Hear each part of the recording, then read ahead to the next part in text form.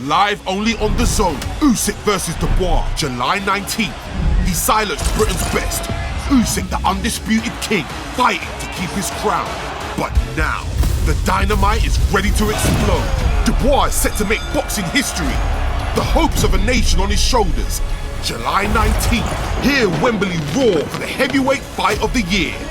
All the belts are on the line. Usyk versus Dubois 2. Buy now at thezone.com.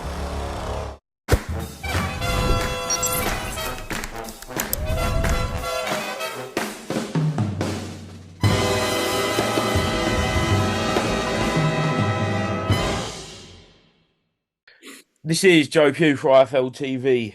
It's early doors Monday morning, Monday of the start of a very, very busy week. It was a busy week this weekend, rolling straight into a historic week, really, Gareth. Yeah, how are you first of all? I'm very well, Joe Pugh. How are you? I'm really looking forward to the week. Up bright and breezy, like you say. We're up with the worm, up the early birds getting the worms this morning, and you're looking good for it. Listen, it's nice to get an early start on this week because it's going to be a very, very busy week with Usyk Dubois going on at Wembley Stadium. We're out and about almost every day this week, all over London, and it's been a very, as you say, very busy weekend of boxing. Friday, Saturday. I've had two very late nights where I haven't gone to bed till about 5:30 in the morning, and a big radio show on Talk Sports on Saturday night, looking ahead to events this week. So it's boxing left, right and centre at the moment.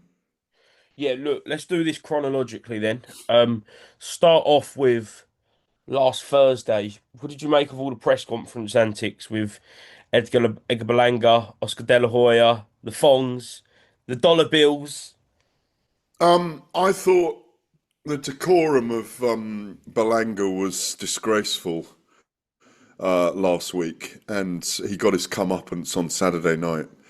Not that I thought that was karmic. I thought it was more about the ability of SHEERAZ, but he was very noisy and he sold the fight. But I thought it was a little overboard. It felt like the lunatics are running the asylum when he was there on stage. And I thought on the other side of it, the class shown by SHEERAZ, Frank Warren and Eddie Hearn, while everyone else was screaming and shouting, Devon Haney and his dad were like street thugs with that thing with Norman. He's going to fight Norman or not? Yeah, he's fighting Norman on the 22nd He is fighting of November. Norman. Yeah, well, I mean, I don't know whether that was staged for to go viral, but it certainly did. I mean, the scuffle that went on. Look, it's not. I'm not saying that kind of thing doesn't happen in the UK, because it does. We've seen it, but it seemed to be a lot of noise. Look, I was watching from afar, so I'm going to put my hands up here and say, when you watch it from afar, it's slightly different to being in the room. And sometimes when it's in the room, you get a sense of the nuance that's going on, that people have been not asked to elevate the event with noise or whatever it is, but you get a different sense of things, don't you? It's a bit like watching a fight on TV and watching a fight live. It's a slightly different adjunct to what you're doing in terms of your observations. So it sold the fight. It got a lot of interest in it. I don't think it resonated, that event in New York, as much as people might imagine. Not my soundings during the night was that people might have got up and watched that in the morning. When I was on social media, it wasn't going crazy over here. Do you agree with that? Yeah, I mean, I did stay up and watch it, but As you should. yeah, it's one of those things, Gareth. But with everything that did happen on Thursday, like you said, with Edgar, with Devin, it's not the With first Oscar. time. And with Oscar. Yeah, with Oscar, it's not the first time that's happened this year. Whether you go to Hitchens, Cambosos, even Eubank Ben, Jarrell Miller, and Fabio Wardley when they were scheduled to fight, Is it becoming a bit of a theme, and is there a place for it to this extent, Gareth? Oh, what you mean the antics? Yeah, the press No, there's conference always a antics. place for it. There's always a place for it. If the people who like you can't imagine look, you could imagine Hamza Sheeraz having a fight on stage if he got jumped on, but you couldn't imagine him initiating that kind of action, that kind of drama or theatre, if you like, because he's not that kind of person. But no, I think boxing in America is still not one of the big sports. So they needed to make some noise, and I get that. The atmosphere looked brilliant. Small arena, but it looked brilliant. They did a good. It was a good show. I thought Puello beat Matias, by the way, on that show. Did you watch that fight? I didn't watch it all, Gareth. I watched the Yeah, first I bit. thought Puello beat Subriel Matias. Big fight for Dalton Smith now, though. Yeah, really pleased for him on that. But he fights in a different way to those guys. Just one sat on the ropes and threw punches, and the other guy bust forward. I mean, Matthias doesn't know the meaning of the word "take a break and retreat," does he? I mean, he's a complete warrior. But I think it's going to be a tough fight for Dalton Smith. I'm really pleased for him. It's come at the right time, but I think the style suits him because Matthias is going to fall in on him, and I think Smith's got a lot of power and a lot of heaviness in those hands of his that I always call they're like axes that he fights with, like two axes. Yeah, so I think that's good for him. I'm really pleased for him for that.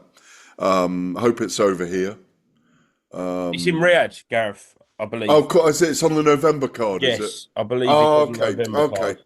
Okay, well, it would have been nice to seen the British fans turn out for him in a big event in Sheffield. Sorry, I'd missed the fact that that it was on that Riyadh card with Anthony Yard and David Benavidez as well on that one.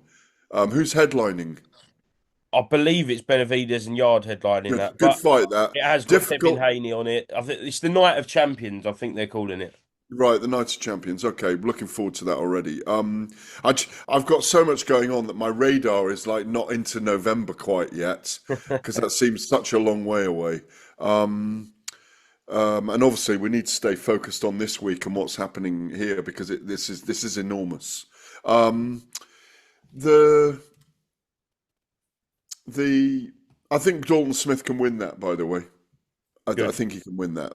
I think Yard's got a much harder task against Benavidez, but it's going to be thrilling, that fight, because Yard raises his game against difficult opponents. Anyway, we'll come to that as the months progress. But the bottom line is Hamza Sheeraz was beautiful brilliance and brutality on Saturday night, and he signalled himself as a guy who I'd spoken to Frank Warren earlier in the evening on Talk Sport, and to Anthony Yard, by the way, on Saturday night, and I'd questioned whether Sheeraz was going to be ready for a Canelo fight, Saul Canelo Alvarez fight next year, even though I was one of the people pushing it out there before it was announced that could be the 10th. He could be the 10th, not victim, but there'd been 9 victims of Canelo who are all British. He could be the guy that draws him to come to the UK to fight. Whereas it was Chris Eubank at one time, when people were talking about. But I think he's gone sideways with those Conor Benn fights. I don't think he puts himself in the frame for a Canelo fight necessarily, but maybe he will. It could be out of the two of them. But I thought Sheeraz was brilliant. He handled Balanga mentally and emotionally very well in the week. He's a very balanced. There's a screw loose in there somewhere, of course. But because he's a fighter, but he's a very balanced individual. He's in my book, Call of the Warrior. I've written a big essay on Hamza. I went to interview him with Sonia Jasinski, the photographer and publisher, and we had a fantastic day with Hamza. and his dad, who I've got to know quite well as well. And I like Adil, who works with him. They've got a good team. Obviously, Spencer Brown as well. I spoke to them yesterday. They were very pleased. People are very, very pleased for him. And as Frank Warren has said, and I think it's good he's with Frank, that this is his time where he could. It's very similar to Amir Khan's rise all those years ago. That he's got British, Pakistani, Muslim fan bases, and that can only grow. And I think yesterday he did an interview with Umar, which I had a quick look at last night, in which he was saying that he'd love to have an American fan base as well. And I think he achieved that on Saturday night because of the noise of Balanga in the build-up and people then watching it. And he was very impressive, and I think people were impressed with him across the pond. Where would you rank it in, or would you rank it in one of the great all-time British performances on US soil? Yeah, that's stretching it a little bit. Kell Brook and Sean Porter, hello. Tyson Fury and Deontay Wilder, the second fight, and the third fight. It probably ranks up there with Amir Khan, Devon Alexander. Yeah. I'm trying to think of other. But Kell Brook is one of the big standouts against Sean Porter, who was truly elite at the time, or certainly between worlds and elite. Look, you've got to get. I'm not knocking what he's done, but I think let's not over-egg the pudding. Look, I thought Balanga was a hard fight for him to start at super middle because Balanga hits very hard. We know how strong he is. All those knockouts, 16, 17 knockouts in the first round. But it wasn't against Hamza Sheeraz, and it wasn't against a guy who hits harder than him. And I thought Balanga's not difficult to hit. I said this in the build-up, but he hits very hard. And in that interview that Hamza gave yesterday to Umar, as I mentioned, he did say that he had reservations early on. He had to be very careful about not being hit. So it was a shootout in some ways. Look, the optics on it were extraordinary. He looked brilliant. I don't think Balanga should have been allowed to come out for the fifth round. I think, was it the fifth? Yeah. Yeah, he shouldn't have been allowed to come out for the fifth round. He's got his father in the corner. They should have pulled him out anyway. So, but everything he did, the optics were 100% right of what Hamza did on Saturday night. Just a quick word on Shakur Stevenson's performance, Gareth. Did you rate it? I rate everything he does. I rate him as he's one of my chaps. I know it's hard to. I know he's like proper hood, if we can say that about him. And I've known Shakur for 6 years, 7 years, and he's always impressed me. He reminds me of he's Felix the cat for me, the wonderful, wonderful cat. Felix was a cartoon, you won't remember it from years ago, and he's got a bag of tricks. Felix had a bag of tricks, yeah? And Shakur's always had a bag of tricks. There's something so clever about him. That confidence that he espouses when you're around him, you'll have met him a couple of times. When that confidence is not fake. This is the confidence of a guy who is truly great. And I pinned my colours to the mast, I reckon it's over 3 years ago, saying I believe he can be number one pound for pound. He belongs in the top 10 pound for pound now, in my view. Does he beat Tank? Tank's the only one, in my view, that gives him the hardest fight. But yeah, I think he can beat him. But it's down to what they both do on the night. If Tank is absolute, we may need 2 or 3 fights between them to decide. But this is a waste if they don't, because this is a trilogy that should have already started. You know, Tank's fought at lightweight, so get it on, guys. You know, you are potentially the two.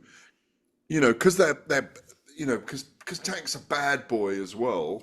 Americans love a bad boy in boxing. That's what resonates. That's what elevates them to stardom. The Mayweathers, the the the the Mike Tysons of this world. That's what it would take to make boxing big again in America, in my view. That's the trilogy, those two fighting, that elevates the sport. Not Devin Haney and Teo Lopez, or not the rematch of Devin Haney and Ryan Garcia. It's Shakur Stevenson and Tank Davis, the two best pound for pound American boxers. Gareth, let's rewind to Friday night. Katie Taylor, mesmerising. Once again cements herself as the greatest woman to ever get in the ring. Yeah, it was a different fight to the first two fights, wasn't it? It was less so of a firefight, but more of a masterclass from Katie Taylor, in my opinion. Yeah, Serrano played into her hands. Listen, forgive me, boxing world. I mean, I scored it a draw. I found 5 rounds for Amanda Serrano. I watched it live. They were very close rounds. I mean, I couldn't score it for Serrano winning, but I gave it. I didn't give it a draw. That's what's my card came out. It was a close fight, but Taylor, for me, I agree. The optics for me during the fight were that she was winning it. And that Serrano stood off and it played into Katie Taylor's hands. Faster hand speed, more accuracy, more efficiency, got her punches off. A very different fight. If you were going to be ultra critical, they didn't deliver this time, but I don't agree with that. I just thought this was a test, a fistic chess match, skill and will, more skill than will, high IQ. Yes, the greatest woman ever to put on gloves. I think she really is. And even though the trilogy is 3-0 to Katie Taylor, the first two you could have scored for Amanda Serrano as well. So that's how close it was. Their trilogy also belongs with the great pantheon of men's trilogies. Muhammad Ali and Joe Frazier, Mickey Ward, Arturo Gatti, Marco Antonio Barrera and Eric Morales, Fury and Wilder, Tyson Fury and Deontay Wilder. It belongs in that pantheon. And all that's left for Katie, and I think everyone would agree with this, is a big fight at Croke Park to end her career against maybe a Natasha Jonas, maybe a Chantel Cameron. I've seen Eddie Hearn turning his nose up a little bit at the Chantel Cameron fight. And we know that they got within a few inches of making the fight at Croke Park. The first one with Cameron, I think it was going to be, they got very close to it. They've got to try again, in my view, for her. But she's had such big nights in America, such big nights on Netflix. The broadcast was brilliant, by the way, I thought. I loved the razzmatazz. I loved the balance of the broadcast. I thought it was very, very good. So yeah, all round great. I thought Sav Marshall won that fight against Shadesia Green by a round. Ellie Scotney looked the best I've ever seen her. The Queen of Catford looked amazing, but her opponent played into her hands. And Chantel Cameron and Ramla Ali got victories as well. Yeah, certainly great show on Netflix. And do you think Netflix are here to stay in the world of for the boxing? big events, yes. Yeah, looking ahead to this week, before we talk about the actual fight itself, are you a little bit surprised with how well this fight has done commercially? Because I think it's going to be over 90,000 tickets. No, I'm not surprised at all. Daniel Dubois has just fought at Wembley in his last fight in an extraordinary event that definitely crossed over, that involved Anthony Joshua in it, and he's a mega star in the UK. It elevated Daniel Dubois both as a boxer and as a sports figure, and as we've seen in the build-up, as we've seen over the last 2-3 years, and I want to give some praise here to Don Charles for bringing him through. The trainer Don Charles, Daniel Dubois has more resonance now with the British sports fan, not just boxing fan, and many people believe he's going to create history as the first British boxer to win the undisputed heavyweight title on these shores in one event on these shores on Saturday night. And, you know, you've got to give him a chance against Alexander Usyk, even though in the first fight, again, the controversy sways it towards him. I thought he was well beaten by Alexander Usyk in the first fight, even though, and the first fight it was with Don Charles as well, which again shows the recipe for what Don Charles has been able to do with Daniel. Look how brilliant he's been since then. The three brilliant performances.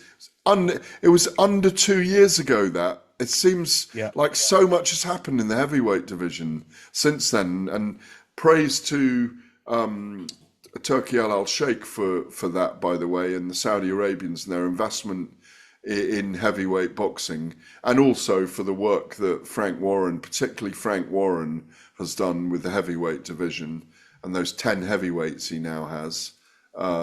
It's extraordinary.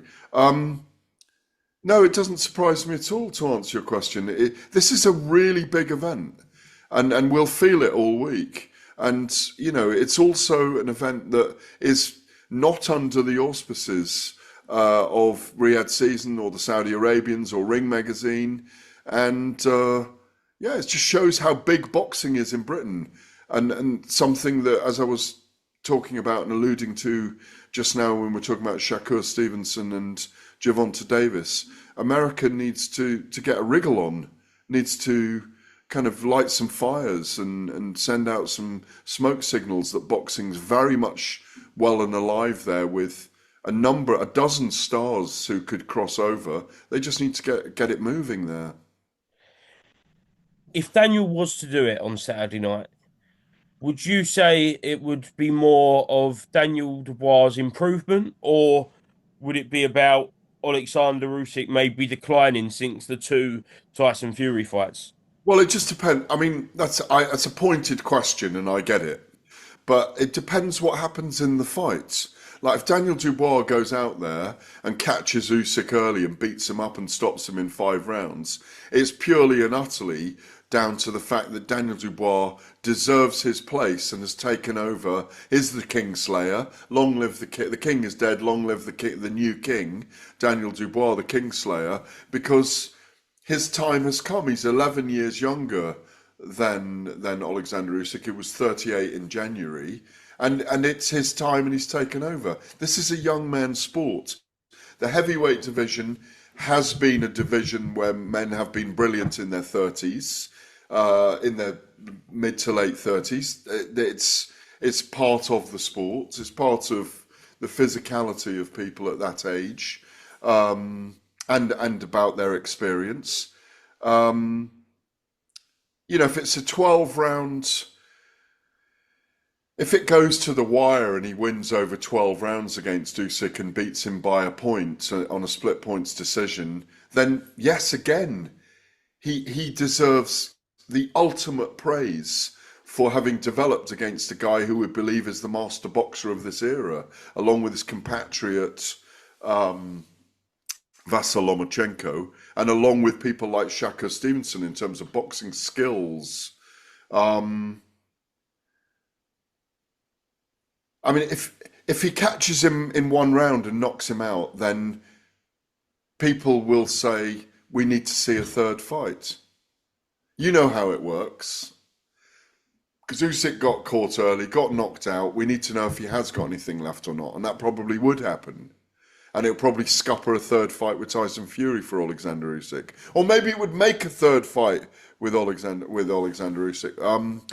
But I think, if I can answer your question like this, if Daniel Dubois can beat Alexander Usyk, he becomes a British great, because Usyk has proved everything in this era to be the #1 heavyweight around, and probably the master boxer of this era, who's able to adapt, adopt, find a way through, change the pattern of a fight,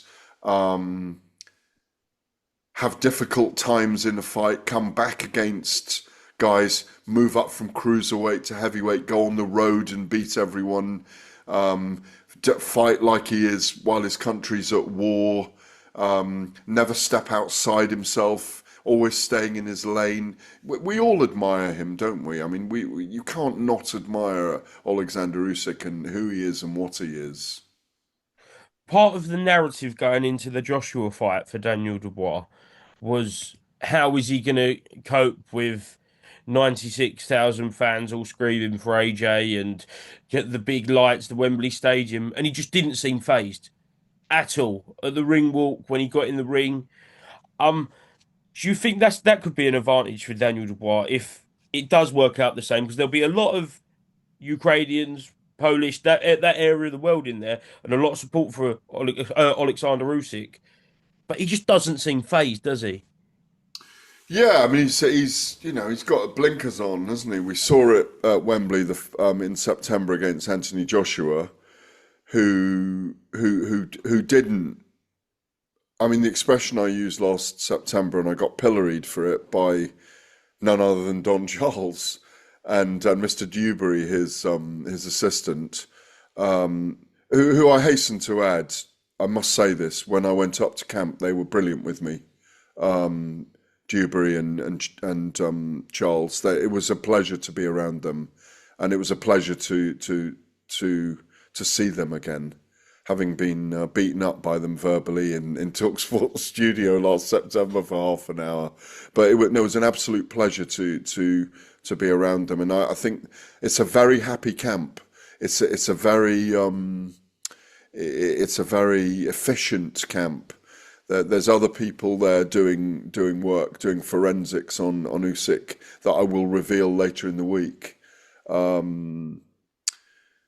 It's very interesting what they've put together, and I think, even the fact from the farm in Boreham Wood, you can see the arches of Wembley. And Daniel spoke to me about how he feels like when he looks at it, it's destiny. He felt that when he was training there for the fight with Anthony Joshua, and he feels it this time, that he's looking down every day when he arrives there, and he drives past the cattle grids and down and into the car park. And have you been up there? I haven't, not to Okay, that well, gym, you no. can see the Wembley Arch in the distance. It's quite amazing. It's right up on the hillside, and obviously you've got these old cattle sheds that are the two main gym rooms. Don's done a fantastic job with it, and he set that up for Daniel. And in answer to your question, I was getting there, was that the fight last September, as you rightly mentioned, was you can't really call it a dress rehearsal, because he produced on the night. He produced all week. One of the questions, I mean, Frank Warren got slightly irate with me during fight week in September, because I was questioning whether Daniel could handle it or not to him and Frank, and Frank kind of raised his ire a little bit at me.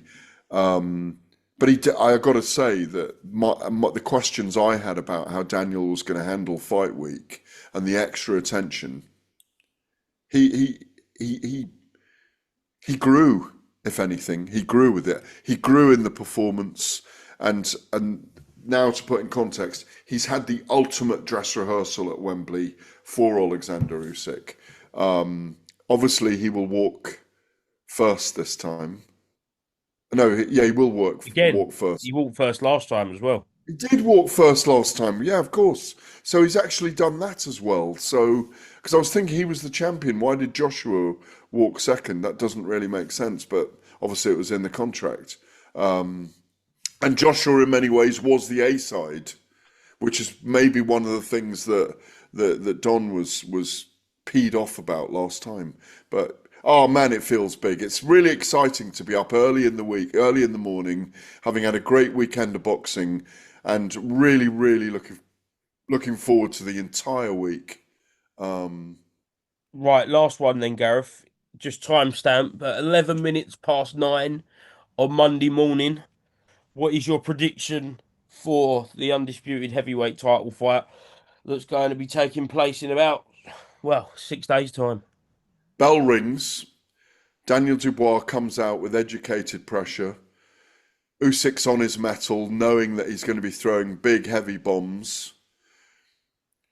we ooh and ah through the first 2 or 3 rounds, with Daniel landing a few big shots, maybe even getting Usyk to slip a little bit. Usyk's landing the odd counter from his angles. We get into rounds 4, 5, and the crowd's been quietened down. And then from round 6 onwards, Usyk starts to win all the rounds until Daniel has a good round in about the 8th, where he throws everything. And then Usyk takes over and stops a demoralised Daniel Dubois in the 10th or 11th round. That's a big shout, mate. That's a big shout. Well, he did it. He did it under 2 years ago. He did exactly the same. So he did. To be fair, Gareth, I've been a bit shocked by the amount of people, or the lack of people, going with that. A lot of people are either going Usyk points or Daniel Dubois knockout, but you see, obviously, it can be a repeat in what Usyk done. Or points for Usyk, or points. But I think he'll win on points, or he might stop Daniel late. Listen, I could be completely wrong, but I've laid out to you where I think Daniel sits if he does win this, and that he is up against the most complete boxer, I'd say, other than Shakur Stevensons of this era. You think and Vasyl Lomachenko. You think you'll get another verbal shellacking from Don Charles this week? No, because I'm not going in on. I don't think. I stand by what I said. I wasn't. It was Don's issue with me. I didn't have any issue.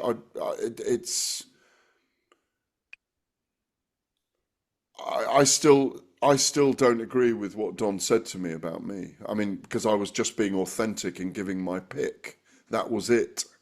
And I was pleased for Daniel Dubois. And that's what he didn't agree with. I was pleased for him. Of course I was. Don was going through a very emotional week, a very powerful week in his life after that victory.